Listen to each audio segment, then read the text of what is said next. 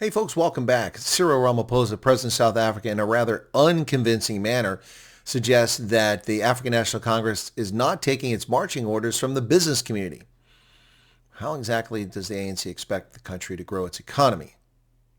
Through welfare jobs? Let's listen in to hear what Cyril has to say about this situation. A letter to both myself and John Steenhuisen, the leader of the Democratic Alliance. And I can say that business does not dictate what happens. One in government does not dictate what happens in the ANC that I lead. We take our own decisions based on our considerations of everything that will advance the interests of our people. We take our own considerations. Really? And so what exactly are you doing to address the considerations and worries of our people? And who are our people, Cyril? 63 million South Africans? Somehow I doubt that. 42 million black South Africans? Somehow I doubt that. Because if you're looking after their interests, you've done a piss poor job, particularly since you've been president, racializing everything, chasing away foreign direct investment, and pretty much just fibbing about everything under the sun, acting as if things are fine. The African National Congress has hit the skids and collapsed under your leadership, losing again and again and again. So who are these people whom you speak of that you respond to? It's certainly not school learners, pit latrines, no school books, walking to school endlessly, lowered educational standards. Certainly not the people that rely on roads. South Africans don't drive on the left side or the right side. They drive on what's left of the road. Certainly not the rails, certainly not business world. So who are these people? Could you be talking potentially about the caters? Folks, let's listen into this again. This is very poignant what Cyril has to say.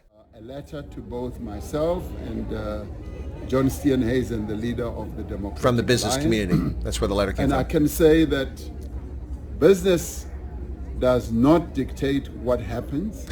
One in government does not dictate what happens in the ANC that I lead. That's a lie. We take our own decisions based on our considerations of everything that will advance the interests of our people.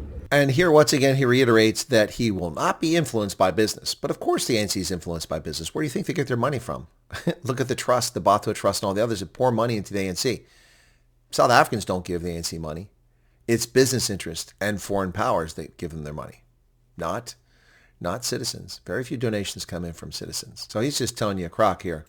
But in the end, I want it to be clear that the ANC will not be influenced by what business says. Really? We are principally influenced by what our people say. Which people? And so we are not under pressure from business. Oh, but you are. Whoever.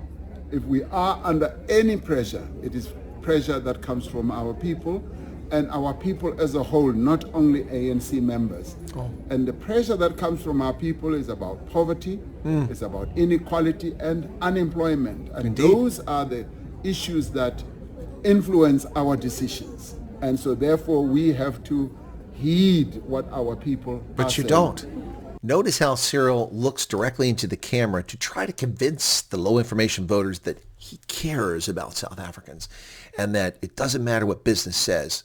We will deliver transformation. With what? The IMF and World Bank aren't going to give you any money. The United States has taken aid away.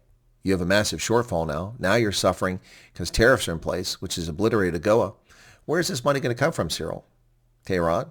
Beijing? It takes money to do the things you're claiming. And you're not going to listen to the business community? Well,